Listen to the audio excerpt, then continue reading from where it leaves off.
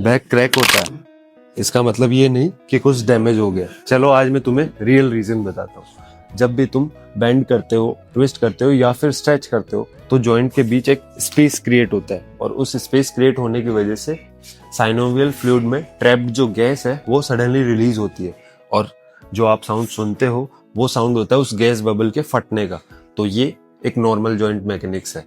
इसका मतलब ये नहीं है कि कोई डिसफंक्शन या फिर कोई डिस्क स्लिप हो गया है। और हाँ, क्रैकिंग के साथ अगर पेन, टाइटनेस, नमनेस या फिर मूवमेंट लिमिटेशन है तो इश्यू हो सकता है कि जॉइंट डिसफंक्शन या फिर मसल गार्डिंग है। Cracking without pain just a normal response. तो बॉडी के मैकेनिक्स को समझो और फिजियोलिप्स को फॉलो कर लो।